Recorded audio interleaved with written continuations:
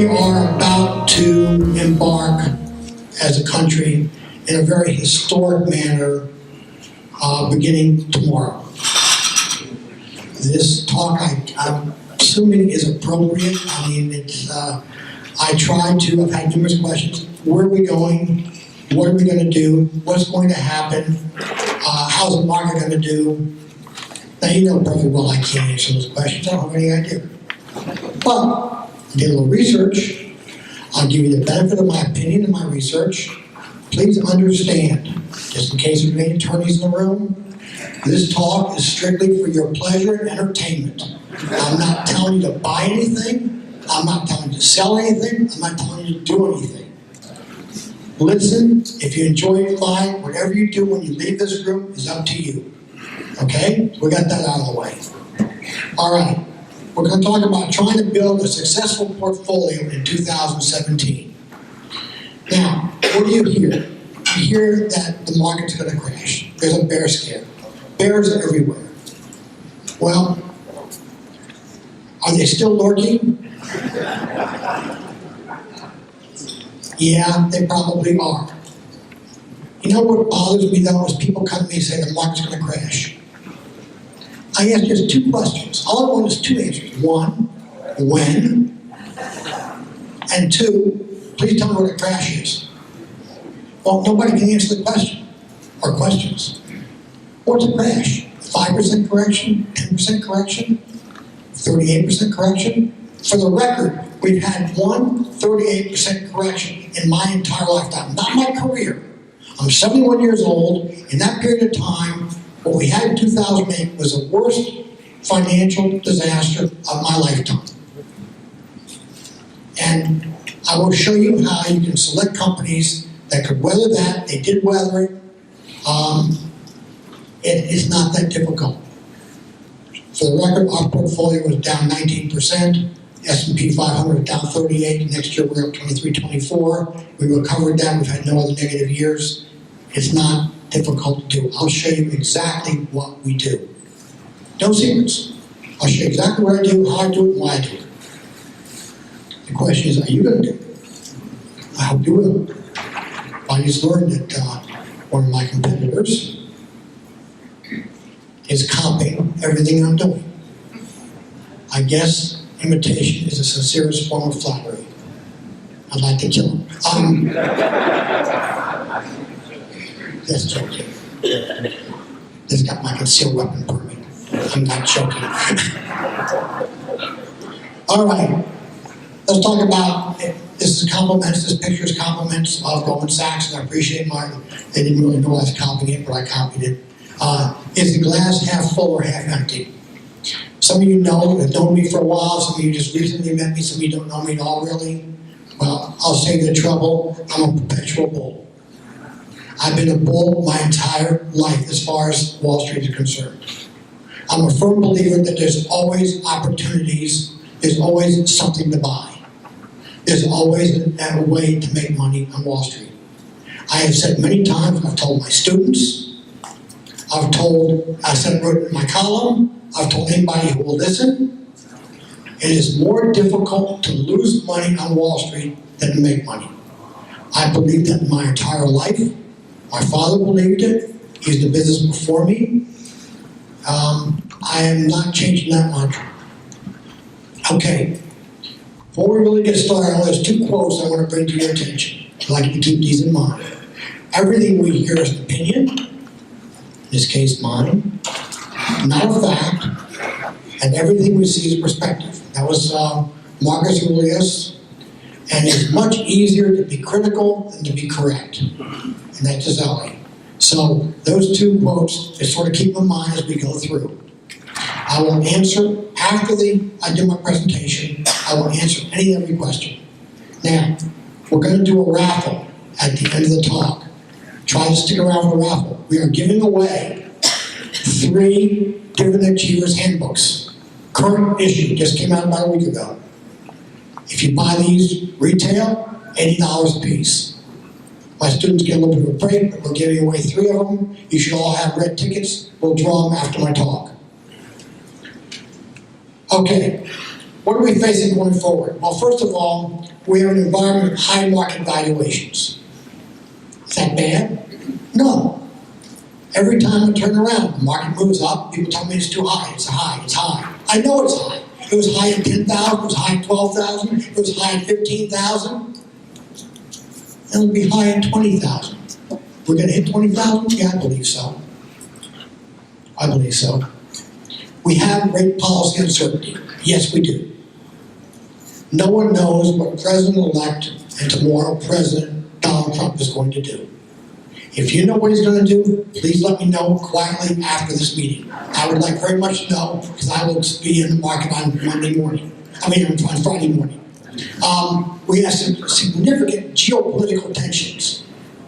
My greatest concern, what could upset the apple cart, is a problem with China and the South Sea that evolves into military confrontation. That would be a very bad thing. The markets wouldn't like it, you wouldn't like it, and I wouldn't like it. An unconventional presidency. Yes, he is unconventional. And that's about the best way I can put it. I don't know what he's going to do. He tweets one thing in the morning, and the markets do this. He tweets something in the afternoon, the markets do that. Here's a little piece of information for you. The markets, on a less than a one-year basis, are run by emotion. Pure and simple. For example, he tweeted he did not like the price of Air Force One that Boeing was doing. For the record, there are only two companies in the world that are qualified to build an Air Force One. Boeing is one. The other is Airbus. Now, we're going to turn our most secret aircraft with all our most secret state secrets over to a foreign country to build? No, unlikely. Now we're down to Boeing. You want an Air Force One? Here's the price tag. You don't want an Air Force One? Fine. We'll go build 7 whatever we're building. It's as simple as that. Now, Boeing lost $2.5 billion in value the day he tweeted that. Was Boeing doing anything different in Seattle or in South Carolina than they were doing the day before? No. But the market dropped. The stock dropped. The only thing you should have been doing at that point was to buy. Mark Walters is going to resolve from these rising geopolitical tensions, Middle East conflicts. Look, the Middle East has been killing each other since day one. They will continue to kill each other the day I leave this earth. It's just the way it is. Russian destabilization of the Middle East, they're doing a good job of destabilizing things. Maybe Putin and Trump can get together. Maybe they'll see. I don't happen to like Putin, but maybe the two of them can work something out. I don't know. It remains to be seen. Russia's had encouragement in Eastern Europe. They also have not been healthy for the global economy. And we have the spread of terrorism across the U.S. and Europe. This is going to get worse. It's not going to get better. I don't want to be a bearer of bad news, but you might as well be prepared. And when these events occur, they will drive on a daily basis stock prices up or down, depending on who does what to whom and when. Jeremy Siegel, professor at University of Pennsylvania, 23 years ago, he wrote, "Stocks are best long-term asset." 23 years ago. Let me refine that view for you. Equities are and continue to be the best investment asset, period. Nothing can hold a candle to equities. Not bonds, not ETFs, not mutual funds, although just a combination of equities. Straight equities is the way to build a portfolio that over a 2, 3, 5, or 7-year period will do well. This town, my wife said I can't say this, but I'll say it anyhow. There's a billboard when you come into Sarasota that says, "Welcome to God's waiting room." They mean it. We use a 5 to 7-year projection horizon. We don't say anything's going to happen in the short term. Let's look a little about the economy. Global growth to improve modestly 2.5% in 2016. I said 2.2, 2.4 a year ago. I was pretty close. Now I think it's going to be around 2.9% in 2017. So those of you who can come out to me and say, is the economy going to do okay? Yes, it's going to do just fine. Loose fiscal monetary policy in key countries, that's going to help the whole global environment. And potential tariffs and trade agreements will be modified. I don't think Trump will get what he wants in terms of a 35% tariff on China. Because China said, fine, you put a 35% tariff on our goods, and you sold your last iPhone in China. And by the way, that Boeing plant is now an Airbus plant. Now, what were you saying about tariffs? You got it. Okay. Wage growth per the Atlanta Federal Reserve Bank Wage Growth Tracker. It's a program run by the Federal Reserve of Atlanta, the Reserve Bank of Atlanta. Up from a low of 1.6% year over year in May of 2010 to a high of 3.9% in November of 2016. This is just below the 4.4% peak that we saw in September of 2007. This is wage growth. And that's important to the economy. There's been a resultant in steady increase in consumer confidence. Consumer confidence is now at levels we last saw in August of 2001. So the consumer is very confident in what's going to happen going forward. Consumers account for 70% of our GDP. Household income, according to the Census Bureau, rose in 2015 at the highest rate on record. Now you say, well, what about 16, 17? They haven't done the numbers yet, so I'm giving you the most current numbers I can find. Corporate profits, 11.5% of GDP, close to an all-time high, and well above historical average of 9.6%. Tell me corporations are not doing well?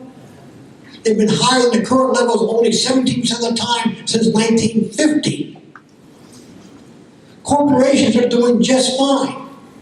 And under the Trump administration, they're going to do even better. They're going to do a lot better. There's one thing I can tell you I'm fairly sure of. Under the current administration, if things go more or less the way they appear to be going, the direction they're going, you're going to do very well this year. You'll make a lot of money. Okay? I'm only looking at it from Wall Street's perspective. The other perspectives, you're on your own. Okay, this shows you in this graph, you can see the line, oops, excuse me. You see the line right there, that's the average. This is corporate profits as a share to GDP. You can see it's doing just fine. The doomsayers, and boy, we have a bunch of them. Because clients send me all the time, hey, did you look at this investment letter? Look at that investment letter. Apparently the world's coming apart. I'm supposed to sell everything and buy gold. Or sell everything and buy gold and put in the backyard in a hole. What are you, nuts? I'll cover gold towards the end, but for those of you who know my feeling on the subject already. People write this stuff because they get their name in the press and they sell investment letters to people who do not know better.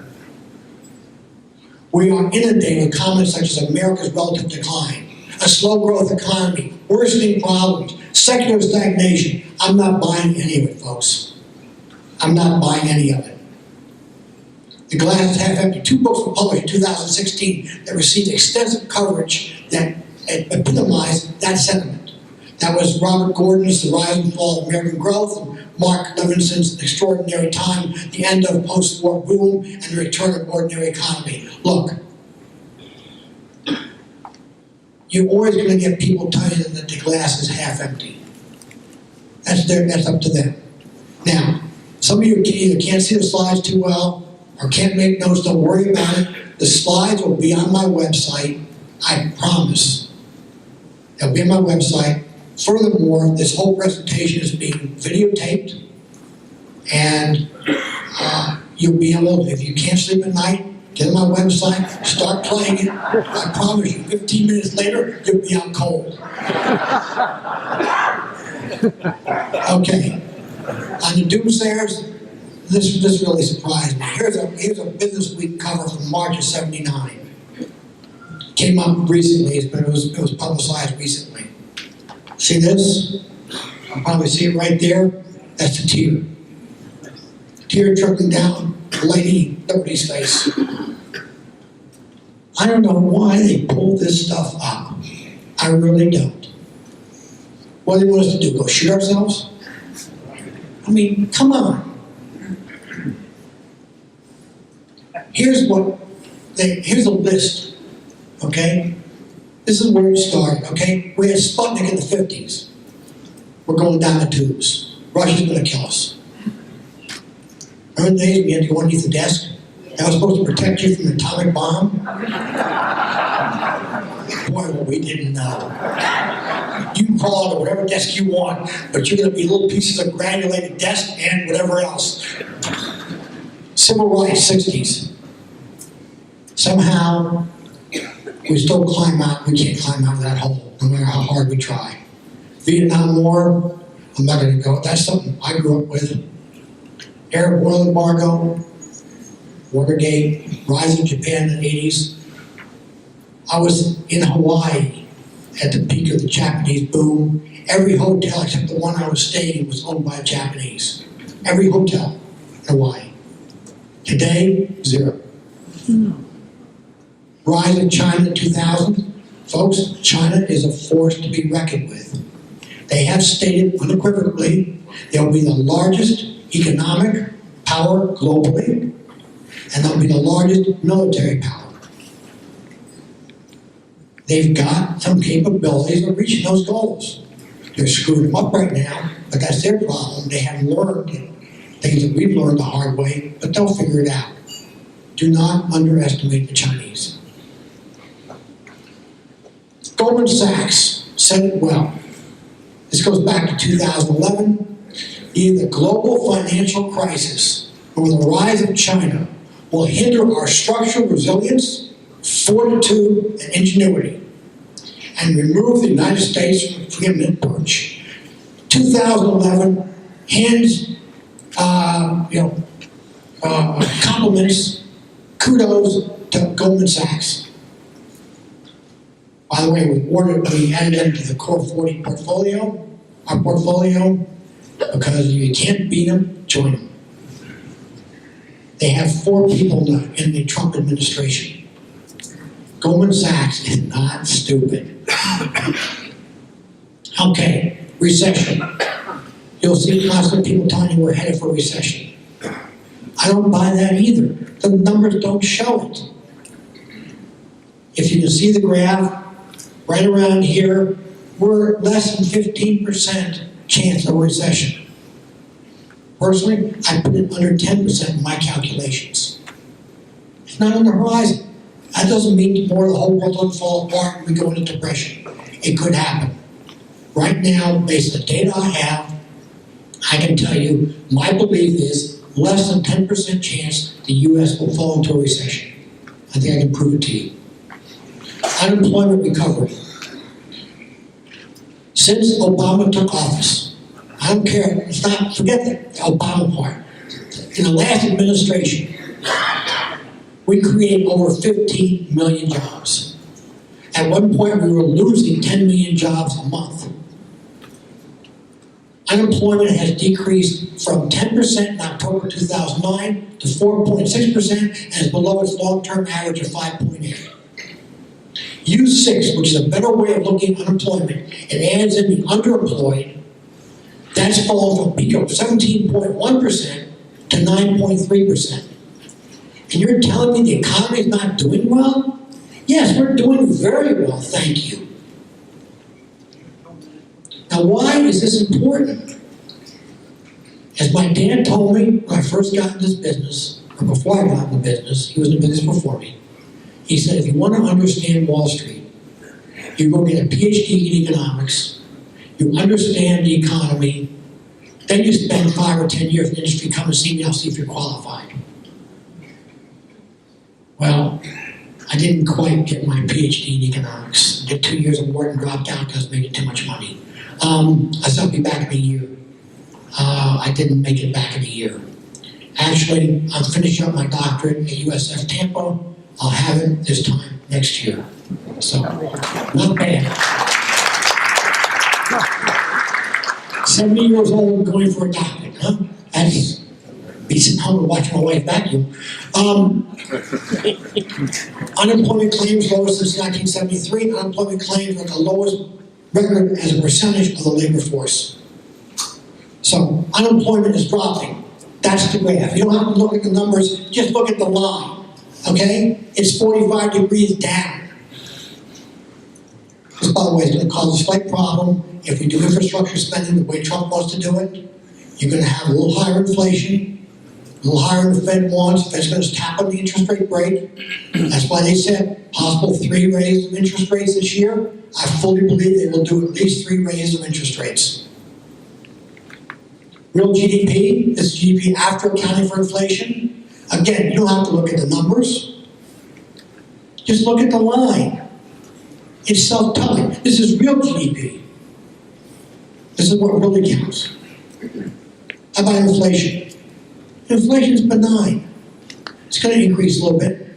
For the record, for the last 40 years, the CAGR, compounded annual growth rate of inflation, is 3.2%. We're not going to reach that this year. But I would say 2.2, 2.3, 2.4, very much in the cards. What's that going to do to you people who hold bonds? That's correct, you're going to get killed. Because bonds do not allow for inflation. You get the same money back that you put in. So you're at a 10-year bond, you get it back in 10 years. If you think that purchasing power is the same, you're very much mistaken. Same thing applies to your interest payments. Plus, with the higher rates, bond prices going down. If you try to sell your bond, you can take a capital loss. Why do you want to hold that stuff? Well, I get a guaranteed income. How about companies that have been paying dividends and raising dividends for at least 10 years, average 26 years? You think that might replace it? Think about it as we go ahead. Okay, recovery has been slow. No one will disagree with that. Current recovery has been the slowest in 10 recovery period cycles since World War II. Since the trough, that's 2008, GDP has grown an annualized rate of 2.1% for the third quarter of 2016. That normally we grow at a rate of about, under normal times, 2.8 to 3.2, somewhere in that range. Yes, it's been half the pace of the median average growth rates of other recoveries. No argument. The slow growth rate is in stark contrast to recovery in wages and household income. And the decline in unemployment rate has been the second largest in post-World War II recoveries. So you have unemployment coming down, you have household income going up, wages going up. Why is recovery taking so long? Well, there's no guaranteed answer to that question. Here's 6 possible reasons. 1, a hangover from the global financial crisis, unfavorable demographics, declining productivity growth, incorrect measurement of GDP statistics, unfortunate policies in Washington, D.C., and onslaught of external shocks. Let me briefly give you an idea of a couple of these, okay? Hang on, what went wrong? Well, this debate has not been resolved, and probably will not be resolved, but there's a book by Reinhardt and Rogoff called This Time is Different, 8 Centuries of Financial Folly. This is what they discovered. They said they used historical data from 66 countries between 1810 and 2010 to demonstrate that recoveries following a major financial crisis have been markedly slower than other recoveries. It's not a reason, but that gives you some information. This is what's happened in the past. This is what's happening now. The good news, household financial sector facing more favorable fiscal and regulatory policy under Trump. For all practical purposes, the hangover is probably now over. So you can scratch that one. Demographics. Recovery time has been exaggerated. September 2016 study, How Should We Think About This Recovery by Jay Shambaugh, Council of Economic Advisors. The growth gap narrows significantly when one accounts for the number of people in the labor force. You don't read this stuff in the newspapers. They don't bother with this stuff. GDP per number of people in the labor force has grown at an annualized rate of 1.9% compared with an average of 2.3% past recoveries. In other words, we haven't had enough people going back to work. Now, you're not going to like to hear this. One possible solution, immigration.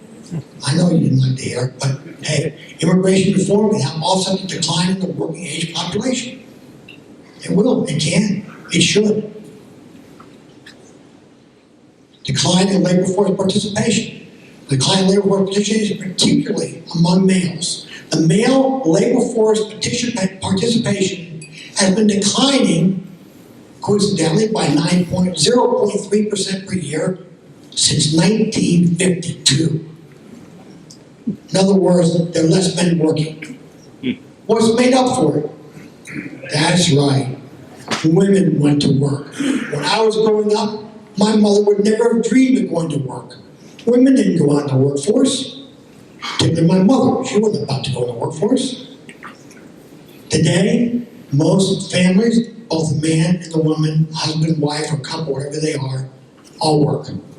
It's trend across all age groups. The important driver of this decline has been the reduced demand for lower skilled and less educated males. I put this in bold letters. Reduced demand for lower skilled and less educated men. This is what caused the labor force to decline. In other words, Ford used to use X number of people to weld a car body. Now they got one guy in a room and 6 or 8 robots that do it all automatically, one shot. They don't go to lunch, they don't ask for vacation. They just sit there and go bing, bing, bing, 24/7. Labor productivity moves in cycles. I'm in the interest of time, I'm not going to go through all the details, but we had another study here. You can look at my slides when you have opportunity. They found that periods of low productivity growth have been followed by periods of high productivity growth. It goes in cycles. Let me give you a graph. In a moment I will. Free digital services such as Facebook and Google Maps. How do you account for this? Is this productivity? A car made today versus a car made 20 years ago. Are they the same car? They're called an automobile. They cost X number of dollars. But look at the quality of the car. It's not the same product. But this is not really adjusted for in GDP and in productivity. Should they be included, things like Facebook be included in GDP? Yes, they should. The problem is, how do you evaluate it? You don't have any degree of certainty on how to do this. And productivity forecasting is notoriously wrong. Here's a graph I wanted to show you. As you can see, productivity cycles go up and down. So that's not really a reason why we had slow growth. Why we didn't we're in a down cycle, why we were in an up cycle. Are we measuring GDP correctly? We correctly measure the value of nominal, that's monetary GDP, based on the value of different services. We incorrectly measure the value of real GDP when we convert nominal to real. We don't know what price base to use. This understates the pace of recovery.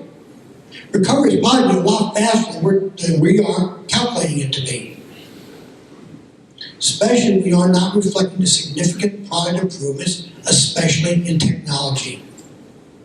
I tell people when I first went to work, UNIVAC had this drum with extra flooring, power, and water cooled that had 400 megabytes.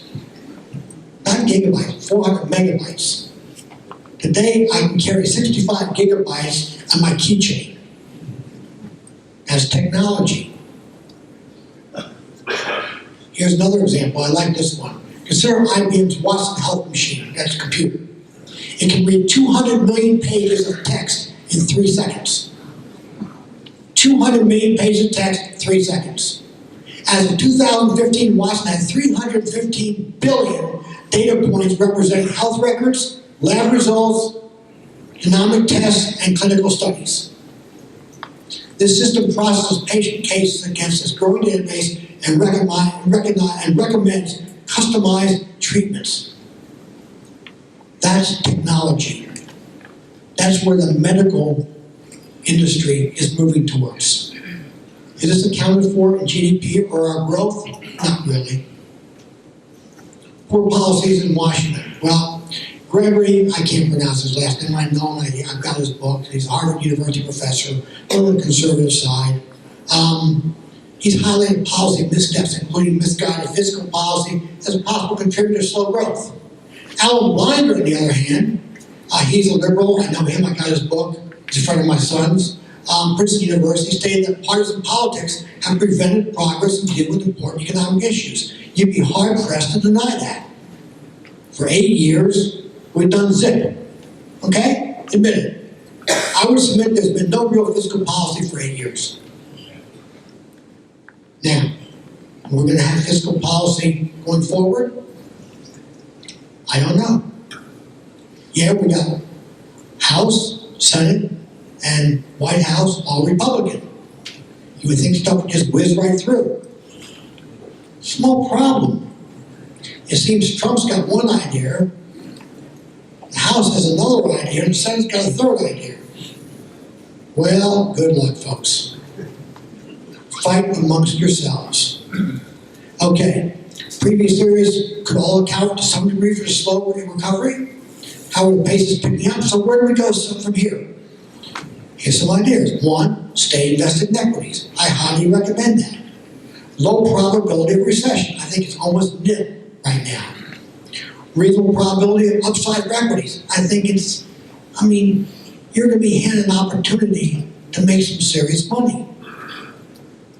Zero expected returns for cash. Cash doesn't generate anything. Why are you holding cash? And negative returns for bonds. Returns are going to be negative. Face up to it. I'll get into more detail when we cover exactly about investments. Possible upside surprises. Saudi Arabia and OPEC may actually stick to their agreement to reduce production. Never happened before. They hate each other, but they might stick to the agreement. The Trump administration, their fiscal stimulus, if they get it through, that's going to raise growth. No question about it. Corporate tax cuts that they go through will increase corporate sector profitability. No question.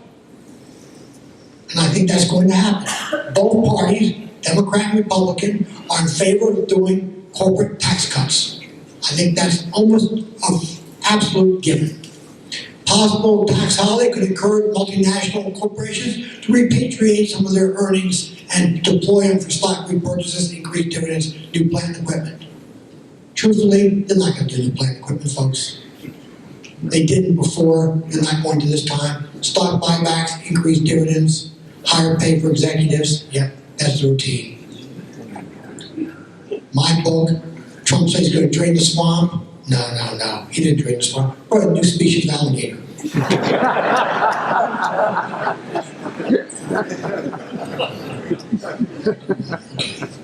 All right, repatriation. Bring money back abroad. Goldman Sachs expects $150 billion to be repatriated. Raised allocation to go for share repurchases. Buybacks were the largest beneficiary of the tax holiday in 2004. One study estimated that 60 cents to 92 cents of every dollar will go in that direction. You also see an increase in dividends in 2000. We saw an increase in dividends in 2004 and a sharp merger and acquisition growth in 2004. I think you'll see it again.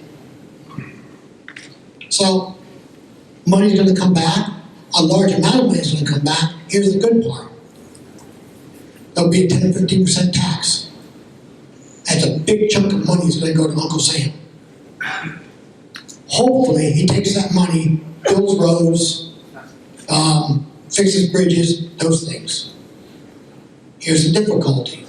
There's always two sides to a coin. When they do that, they're going to bring in a large group of workers. They're going to have to either pay higher salaries if they're already in that industry, or if they bring them in from where they're working for jobs that are lesser paid than they used to make, they'll get higher wages. In any case, wages are going up. With wages going up, prices are going up. Meaning inflation, meaning higher interest rates. That's economics 101. That's the way the dominoes are going to fall. It's not going to happen tomorrow or next day, but that's the way the dominoes are going. So what could ruin the party? This is hard for you all to read, so I'll read it to you a little bit. Low probability but high impact risks. These are unlikely. Pace of Federal Reserve tightening gets out of hand. The economy dips into recession, and populist parties in the Eurozone, they gain greater influence. That's not too far-fetched, but that's low probability but high impact. They happen, it's going to cause us problems. High probability but uncertain impact. They would include geopolitical hotspots get hotter, terrorism escalates, and we have cyber attacks that continue. High probability, what exactly is going to happen, I can't tell you. High probability, but high impact risks, unforecastable. One,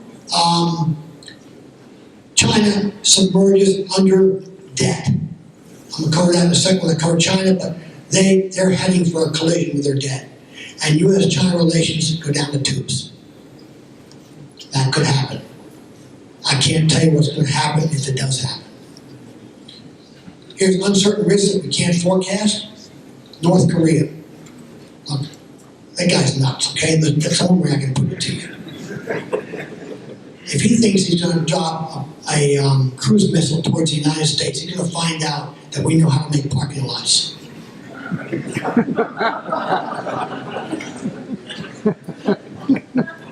Yeah, see how he likes that one. Russia's adventures in Syria. Why can't they keep their hands out of these things in Ukraine? Direction of foreign policy under the Trump administration. I wish I knew what the policy was. It's one thing in the morning, there's something else in the afternoon, and in the evening it's something else again. I don't know what the policy is going to be. We will not automatically defend the Baltic states, he says. That's a problem. And Middle East tensions. As I said to you, the Palestinians and the Israelis, I happen to be Jewish, I admit that right up front. These people are never going to stop fighting, in my opinion. Okay? They've been fighting for as long as I can remember. They'll probably continue to do so. I hope they won't. I hope they'll find some way to trust each other, but I'm not holding out hope. Economic summary. Despite presidential policy likely to follow an unconventional script, here's what you can look for. Economic activity to accelerate this year, favorable monetary and fiscal policies, and monetary conditions that will be relatively easy because the slow and steady pace of tightening by the Federal Reserve is just going to be that. It's going to be relatively easy and slow. And the other central banks, may have seen the announcement yesterday, the day before, they are continuing to ease. We are, by raising interest rates, we point out conclusively, we are the strongest global economy. China can't deny it, Europe can't deny it, no one can deny it. We are the strongest global economy. We have to remain vigilant. There's no shortage of global risks, including rising populism in Europe, growing political tensions, spread of terrorism, and the proliferation of serious cyber attacks. Cyber attacks are a real problem because they can take out our electric grid. China is the largest source of uncertainty given its growing debt burden, accelerating capital outflows, and a potential for notable deterioration of the U.S.-China relationship. However, you're going to see longer or normal recovery support equity returns, likely to exceed those of cash and bonds. I'm looking for a return of 7 to 10% in 2017. Yes, there's my numbers. I'm looking for 7 to 10% return on equities, not including dividends. Stars were aligned for consumers. We have rising wages, higher net worth, historically low debt servicing costs, savings and confidence at 12-year high, potentially lower taxes, and GDP growth of 2.5 to 2.7%. It's good times. If nobody throws a monkey wrench into it, it's good times. Here's my epilogue on the economy. Positive performance of the economy and the bull market will continue. Trump's policy backdrop particularly favorable for the economy. We're going to see rebounding fiscal policy, accommodation of monetary policy, and lighter regulatory burden.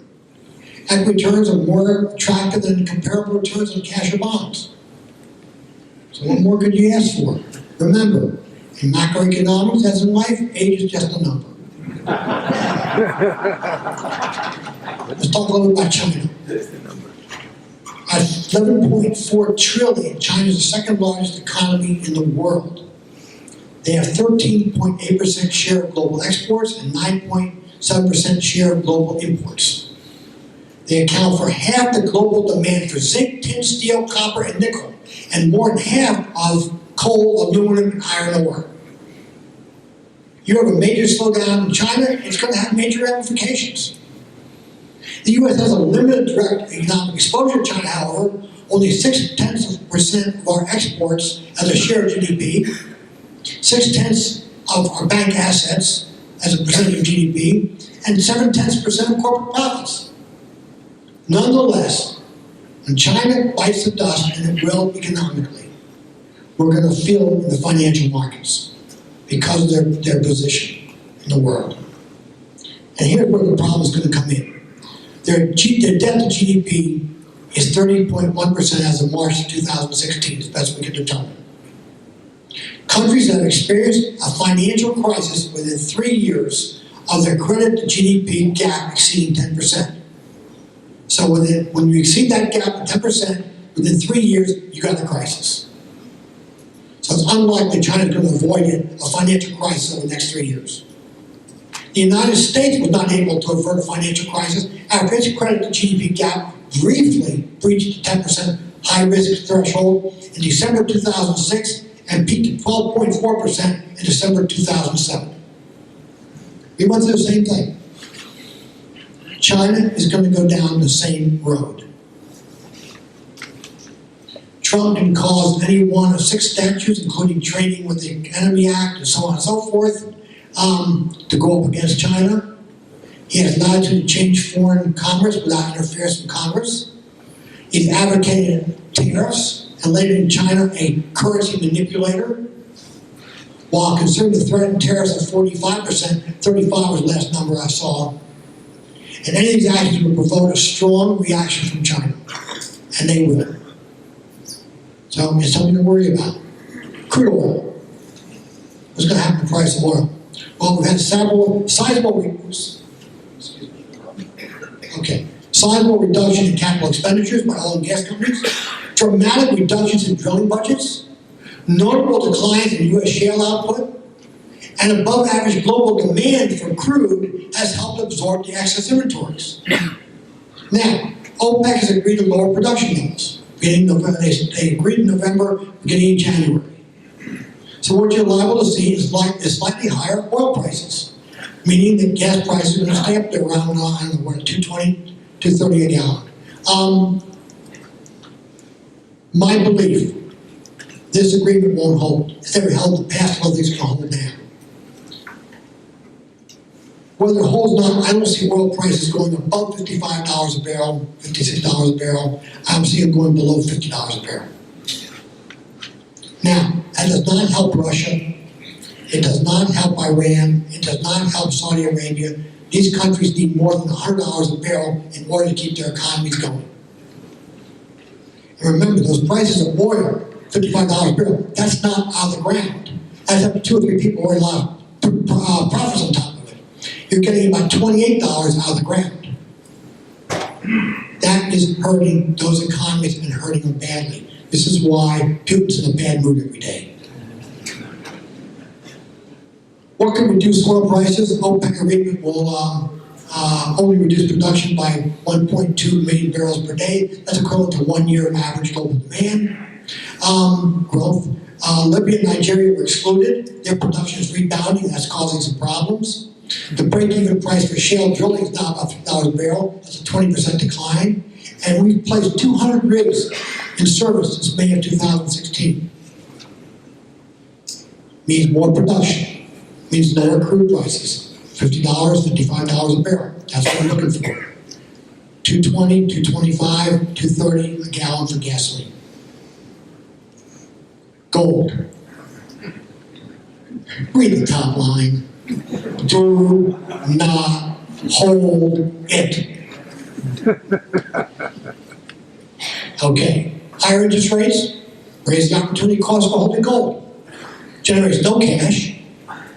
You gotta physically store the stuff if you have to buy the actual gold. That's expensive. What are you gonna do, put it in your bed? Put a dining room table and let your neighbors come by and see your block of gold. There's an inverse relationship between dollar, gold is often, hedged against debasement of fiat currencies. That's a whole lot of bunk. Trade inverse the dollar, something's been done all the time. It's not monetizable. It's not money. You don't believe me? Take some gold over to the gas station and try to buy gas with it. This guy's gold collector, you'll think you're nuts. It's not money, folks. It's a block of metal. Now that has no use except for electrical and for jewelry. Low resistance for it. That's why it's electrical, and it's jewelry for mostly women. Great. If it was copper is in every house, every car, it's a valuable resource. Iron is the most valuable metal out there. Why? It's used in more things than anything else. I can understand wanting to invest in copper and iron. I don't like commodities, but if you want to invest in them, that's the two you should be investing in. Gold? I repeat this to my students, I'll repeat it to you, maybe some of you have heard it already. Two things. One, when I was in graduate school, I asked one of my economic professors, why do people hold gold? He said, Lord, I can't tell you.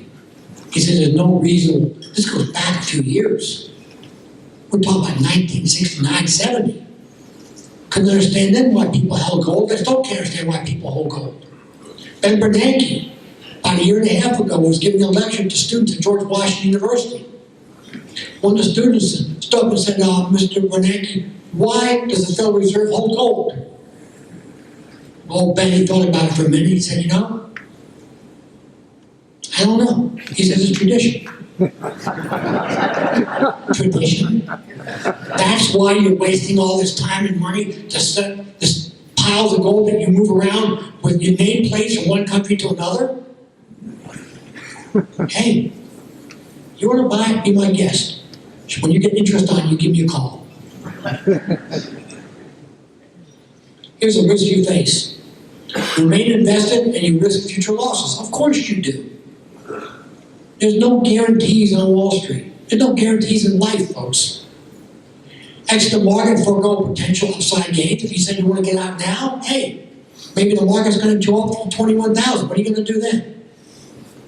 Valuations now stand at 10th decile, meaning they have historically been cheaper 9% of the time. So what? So what? Equity multiples explaining only 5% of price variation. Most price variation in a period short of a time is just emotion. After that, corporations trade on what? They trade on their financial performance, the financial fundamentals, i.e., are they increasing revenues? Are they increasing profits? Are they increasing dividends? That's what determines whether you want to buy a stock or not. Because that's what determines the stock price. If they've been doing those three things, and the stock price doesn't move, two things happen. One, the yield, dividend yield, continues to increase. And these companies have been increasing dividends at 7 to 10% a year, every year. And eventually, all these terminals around the world say, look at the dividend yield of this company. Here they've been doing well, and the dividend yield's way up there, I'm going to buy the stock. A lot of people go and buy the stock. What happens to the price of stock? It goes up. That's what happens. I want to see two things. Organic growth, number one, means you sell more widgets this year than you did last year. And I want to see some acquisition growth. And if you don't want to do acquisitions, fine. If you do, I'll look at it. But I want to see organic growth first. That tells me you're doing what you're supposed to be doing, selling products that you make. Since March of 2009, equities have returned nearly 300%. What do you want to invest in? Equities have also exceeded the pre-crisis peaks of October 2007 and March 2000 by 75% and 103% respectively. And GDP growth exceeded that in all other major developed countries. That's why the market's going up. It's the third point that makes the other 2 points happen. Don't fear higher valuations. Higher valuations don't mean that you have a certainty of loss. History teaches that selling equities based solely on expensive valuations is a losing approach. Two professors came up with this. Underweighting equities based exclusively on high valuations has underperformed the strategy of remaining invested. I I put that in bold also. High valuation is not a reason to sell. It's a reason to hold or buy. I know some of this sounds diametrically opposed to what many people in this industry will tell you in this town. Because their number one goal is to make money for themselves, not make money for you. Most of them work on commission, and you know what that routine's about. Positive notes, S&P 500 long-term average P/E ratio calculated over a period when risk-free rates were 4.5%. Now there's 0.5 to 0.75% risk-free. Profit drag from energy earnings to reverse in 2017. Likely if the production cuts are realized. A shift to 25% corporate tax rate would add $9 to $10 in earnings per share to the S&P 500. In other words, they bring the corporate tax rate to 25%, and you're going to add $9 to $10 in EPS to the S&P 500. So watch your tax policy. Tax holiday, an estimated $1 trillion of cash held overseas would mean $1 to $2 of earnings per share repatriation driven buybacks. So we could be heading for a major boom in the markets. Bonds into stocks, I'm not going to go into details. Money is moving out of bonds into stocks for the reasons I mentioned before. Here's what you should look for. The rates have to increase further, becoming a headwind for stocks. No. Rates are not really a headwind for stocks, not right now. 88% of the S&P 500 has a fixed interest rate, and only about 10% matures each year. Don't worry about the debt the corporations have borrowed. It's long-term, cheap debt. And they have the cash overseas to buy it back if they want to. The impact of higher rates will be spread over many years, the Fed knows this. And a 50% probability of the S&P 500 reaching 2450 by year end. All right, let's talk about you, the investor. Okay, that's what you really want to talk about. You have a greater aversion to loss than you do to profit. If you had $10 of loss and you had $10 of profit, $10 of loss, my phone rings off the hook. $10 of profit, I don't even know if I have clients. And it's true. And I'm talking about I have multi-million-dollar clients. My stock was down $10,000. What the hell are you going to do about it? Nothing. Slam. I made $100,000. Did I get a thank you? I didn't get a Christmas card. I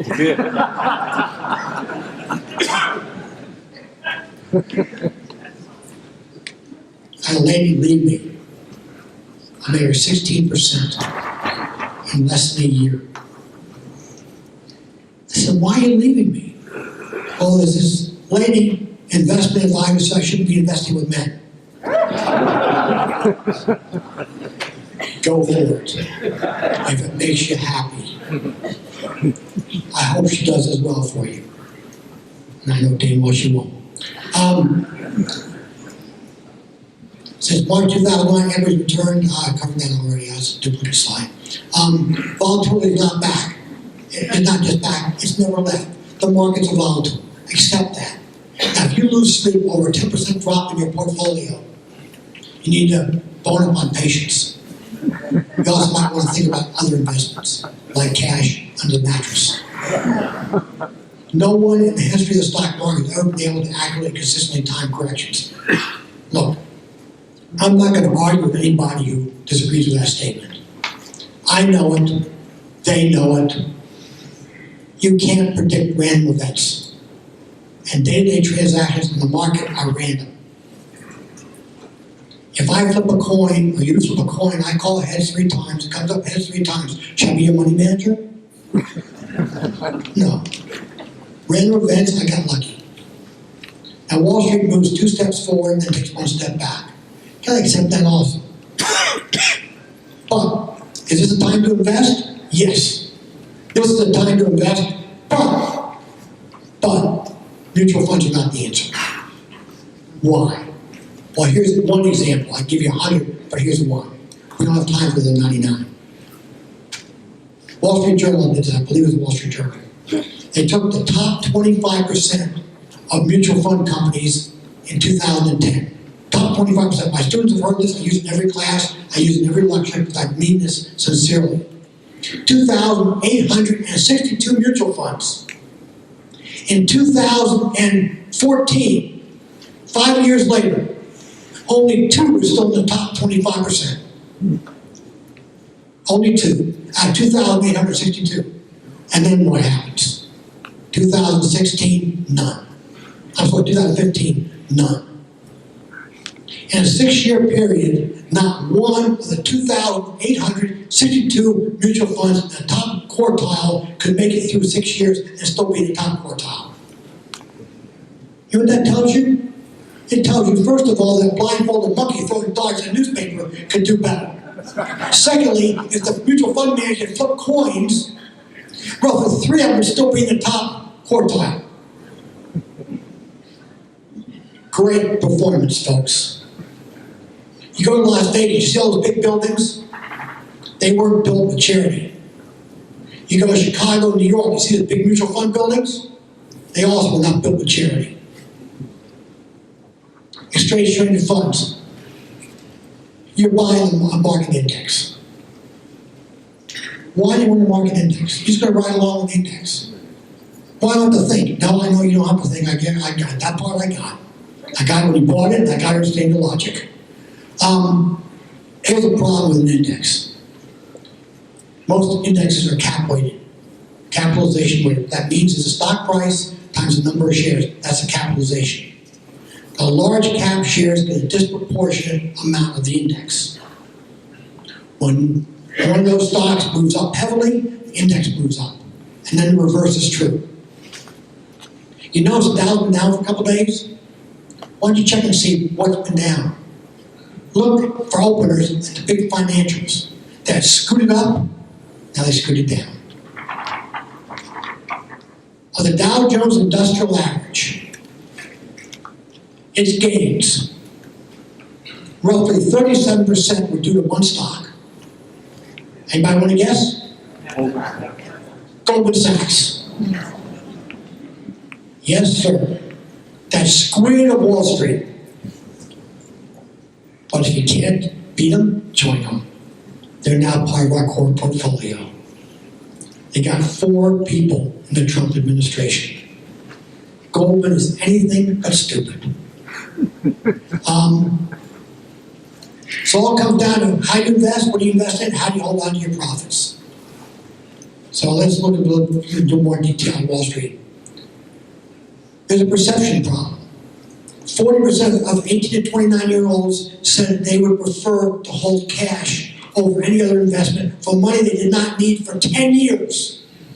For 10 years. And you're 29 years old.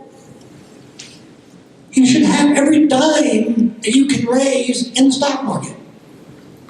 Americans overall chose cash as their favorite long-term investment. 1 in 4 Americans prefer cash investments for money they will not need for at least 10 years. Stocks came in third at 19%. You know what the problem is? They don't teach you stuff in school. They don't. Kids in school are not learning about the stock market. I'd be happy to learn how to balance a checkbook. Want to lose money on Wall Street? Here's 5 ways to do it. The trend's not real. Don't fight the tape. I learned that when I was 12 years old. It's too risky.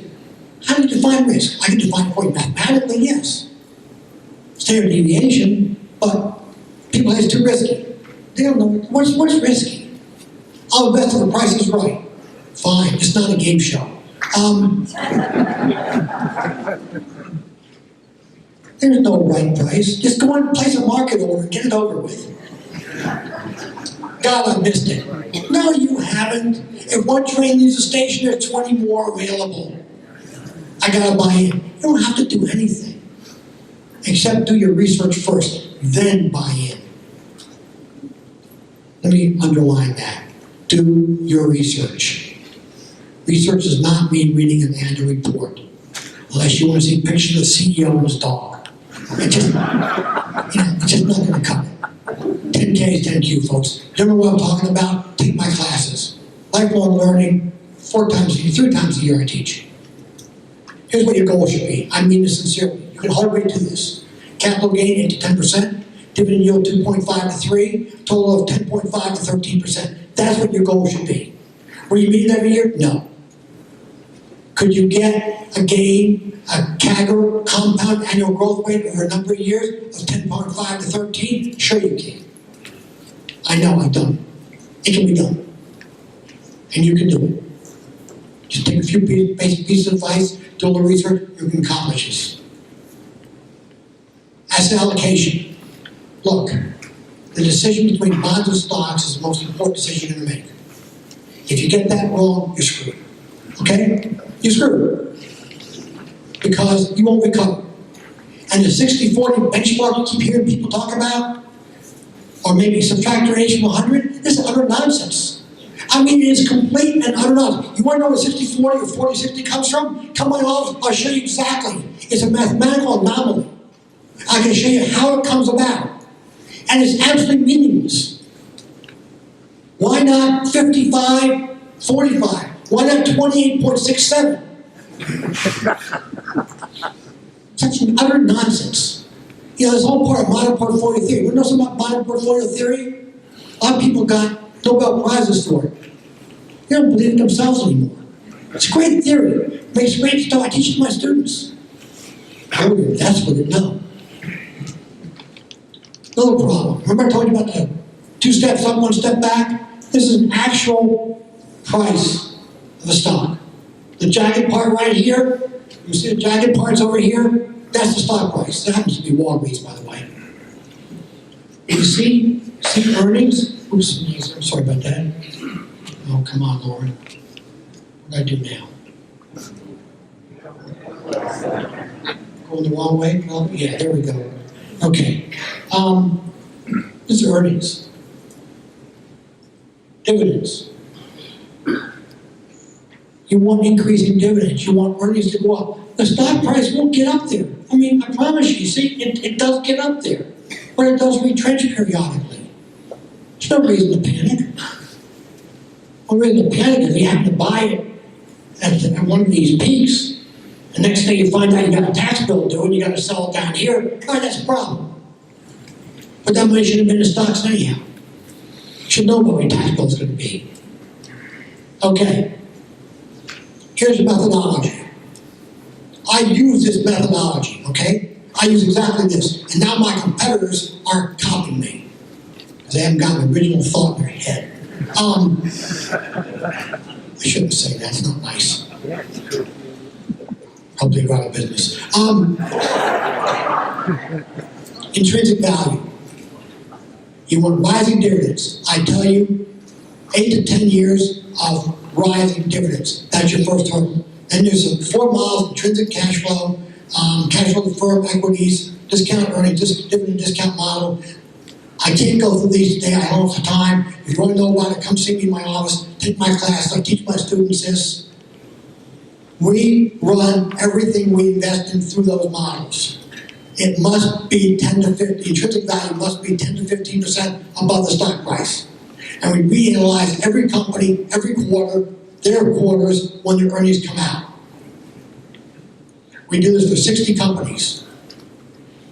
And you can ask Jose because he spent all last summer doing these calculations. And now he's going to spend the rest of his life doing these calculations. Hopefully.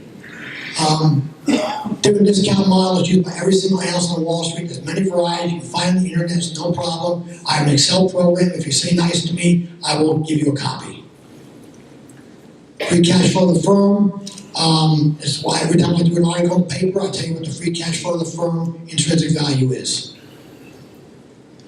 You need to manage strategic risk, which means what's the market risk, determine risk versus reward.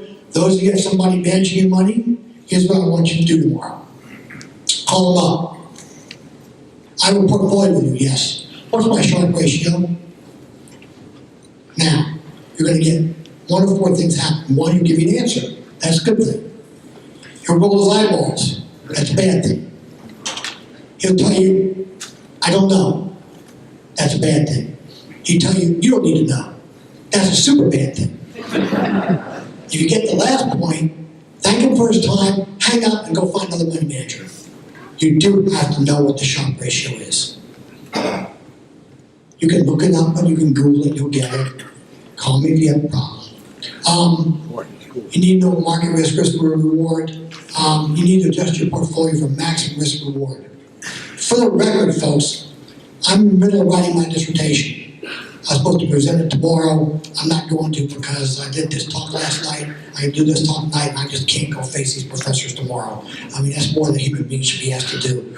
So I'll do it next week. But my dissertation revolves around exactly what I do for my clients. Exactly what I do. And you know what these professors did when they saw my initial proposal, what I was doing? You know what they asked me? I got to list your stocks. Give me my word, honest to God. All right, tactical, identify dividend achievers, determine intrinsic value, forecast financials, develop optimal portfolio for 15 to 20 stocks. You cannot analyze more than 15 to 20 companies. Well, Lord, you do 60. Yes. I have a large, custom-made, water-cooled, 6-screen system. I have all kinds of people working in my firm who do things calculated-wise. And I've been watching some of these companies for 15, 20, 25 years. I built up databases, I know the companies, I visit them, I've talked to the executives, I know what the products are, I've done graduate work in electrical engineering in case of Intel, I understand exactly what they're doing, why they're doing it, how they're doing it. Right. It comes with experience. My dad said, spend 10 years in industry to qualify. Okay? So I built it up. Yeah, I can do 60 companies. You, let me give you a suggestion, keep it to 15 to 20. 20 is pushing it, 15 would be even better. As long as you go with 15, you got rid of all the risk that you can diversify away. That does not mean you buy 15 computer companies, okay? That doesn't work. Value investing, those are the things, low PE, low price to sales, so on and so forth. Growth investing, high earnings growth rate, high sales rate. We're mostly into growth investing, but we pick large caps to have increasing dividends. It's a key to our success. Now, let's look at a couple companies. Before I get into IBM, let me mention General Electric. Because these are two companies I get the most questions about. I dislike both companies. I really dislike GE. I can't tell you how much I dislike GE. You know what the intrinsic value of GE is? It's $3.15. That's what the stock is worth mathematically. I wouldn't invest in that company, folks. Plus, they stopped raising dividends for a while. They're off the list for 10 years. They only made a couple of years up, so they got a long ways to go. IBM. So why don't you like IBM? Well, here's some numbers for you to look at. Look at revenues. That's the first box. Revenues down. Let's look at debt. Up. Let's look at cash flow from operations. Down. Let's look at cash. Down. Why do you want to invest in a company like this?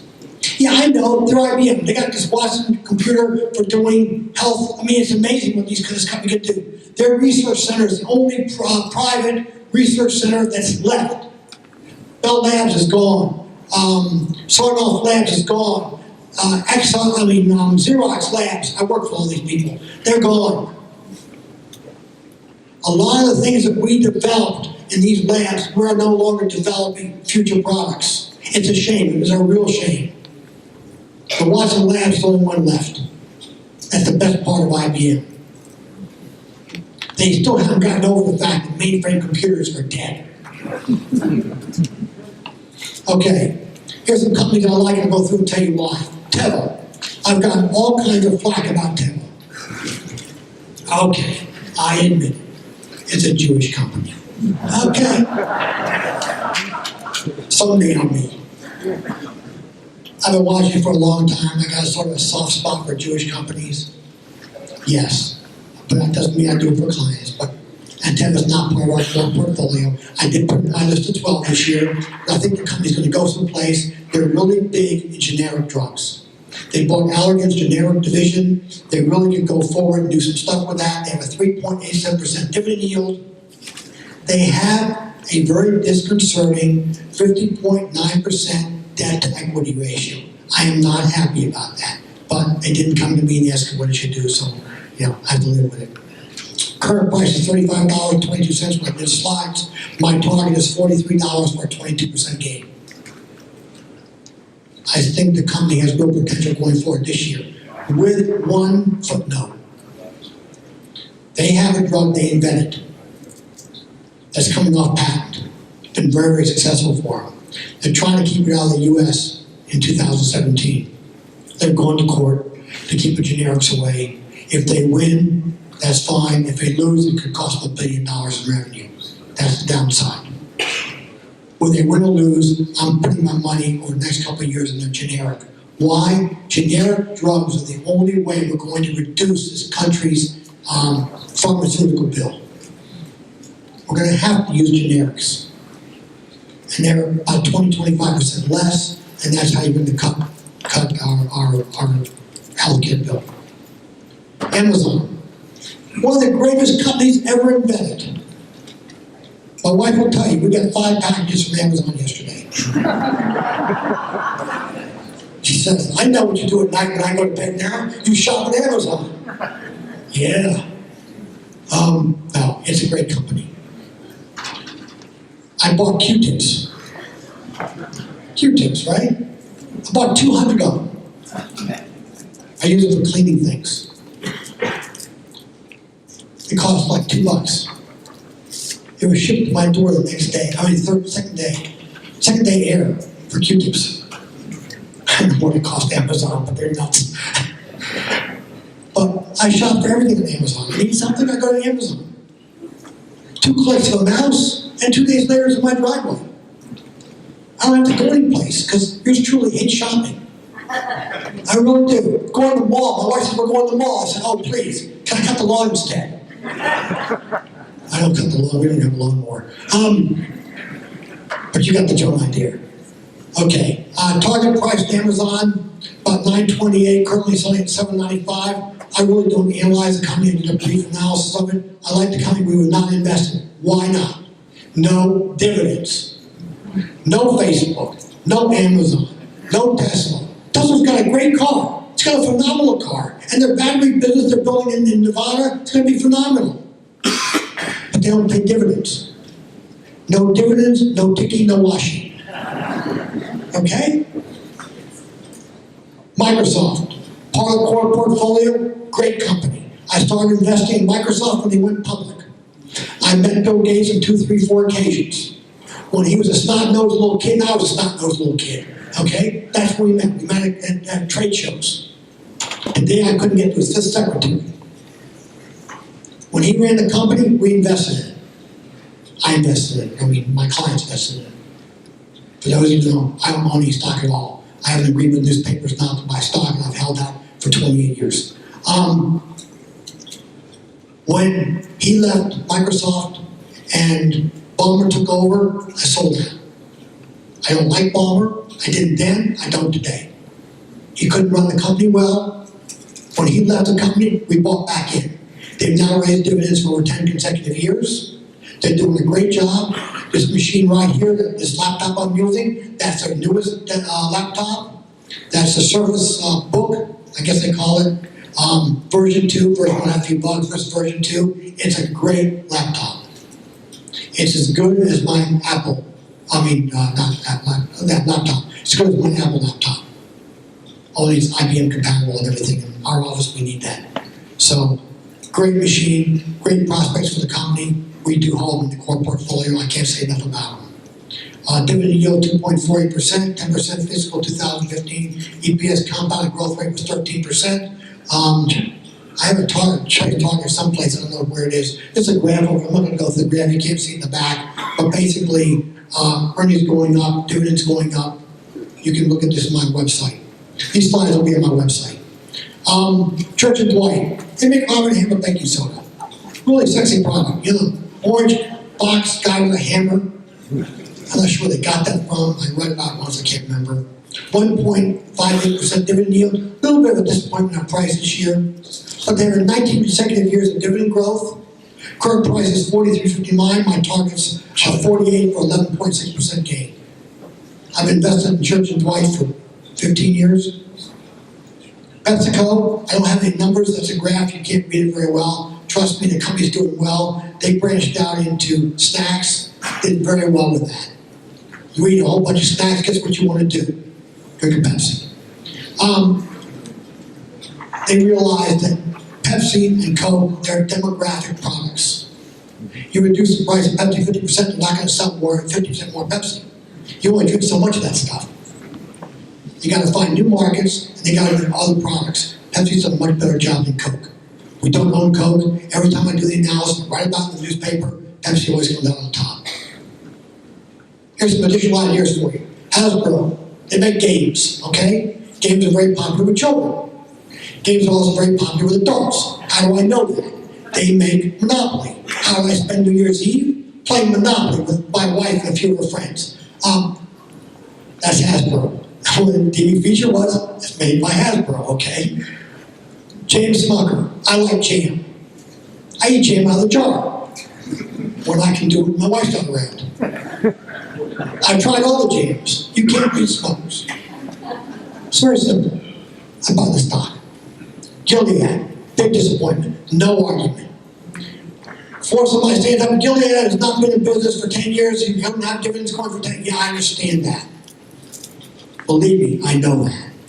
Were they a disappointment this year? Yes. Were they a great performer before that? Yes. Do they have a great pipeline of product? Yes. Do they have $2.5 billion in cash in their balance sheet waiting for an acquisition? Yes. Will they do well going forward?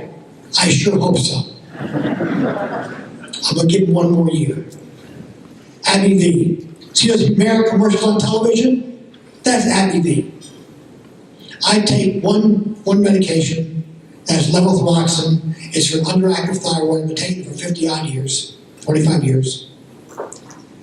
It's made by AbbVie. I met the guy who developed it. When I first started taking it, prescription cost $1.15. Today it's $18.50. Same drug, manufactured the same way, for the same cost structure. Nice profit. AbbVie has a great pipeline of product, offshoot of Abbott Labs. We kept them. Good dividend. Nothing bad to say about the company. AT&T was 5.2% dividend yield. Might be a little bit lower now. Price going up. We have both AT&T and Verizon in the core portfolio. You have those two companies. You got the wireless industry covered. Forget the other two companies. They're minor players. And AT&T and Verizon are the way to go. Wireless is the way everything is going. You find more and more people don't even have a landline. I do because I've always had a landline. We call it tradition. But, you know, I need a landline. Diebold, they make cash machines, among other things. Diebold, interesting story. Unfortunately, they raised dividends for 61 years and stopped. They're off the list for 10 years. We don't invest in them. Now, we did before. Still a good company. I put it in the list. It's do your own research. It's a pretty good company. It's a very good company, actually. Apple. What can I say? It's the company, okay? It is the bull in the china shop. It has great products. I have one of everything Apple makes. My wife doesn't know that yet. She hasn't discovered it. I have one of everything. It's a tremendous product line. It's a tremendous company. The best thing is the design.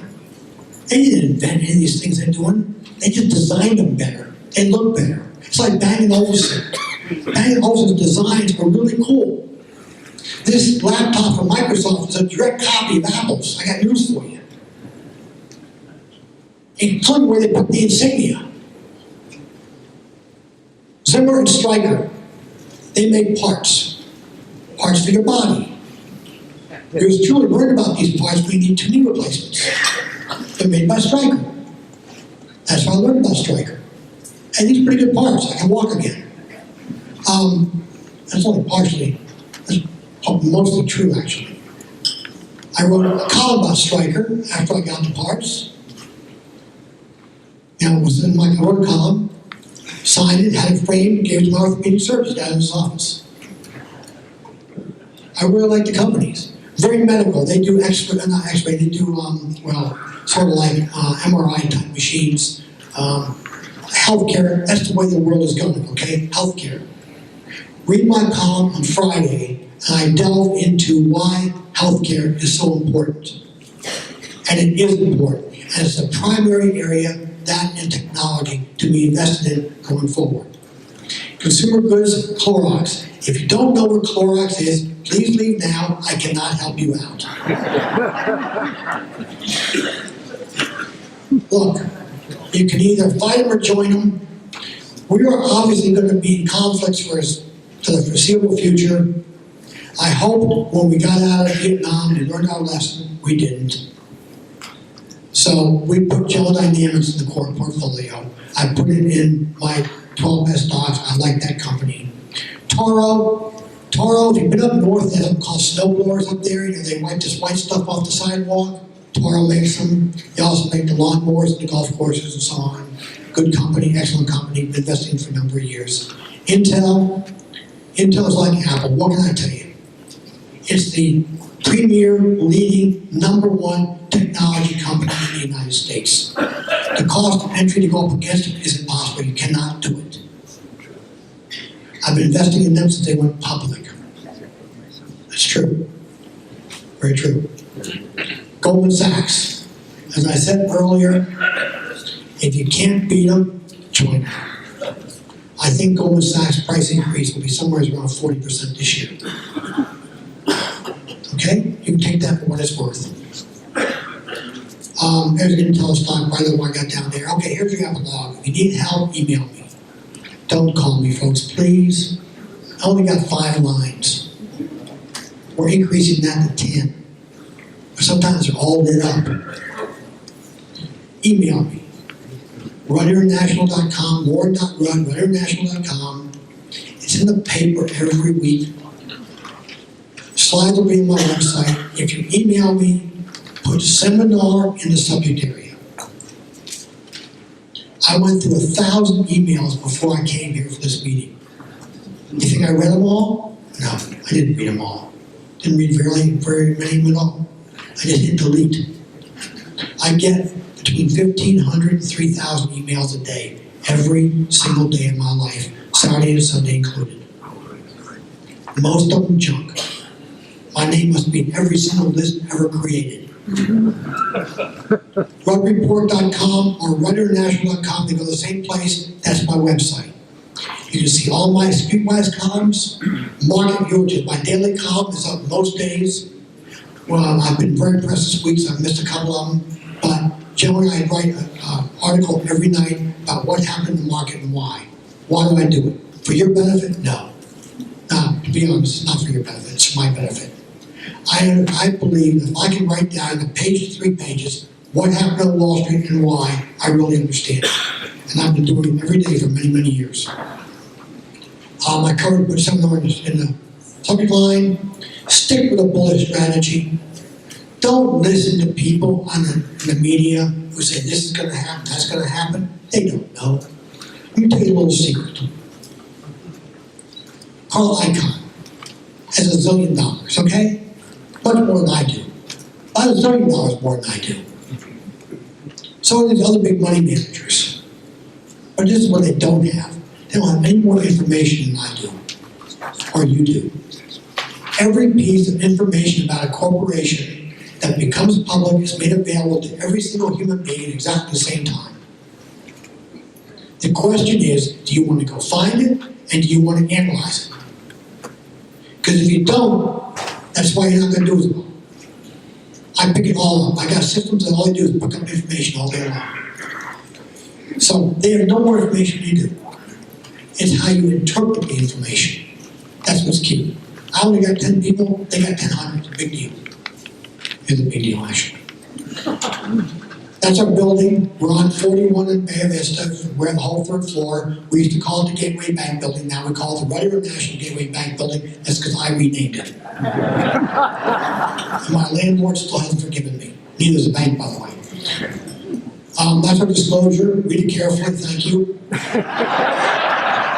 And that's all, folks, and that really is my presentation.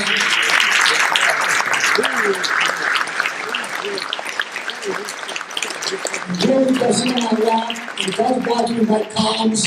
If this was taken in 2009, it still sits on my lap and it's still watching me do newspaper conference.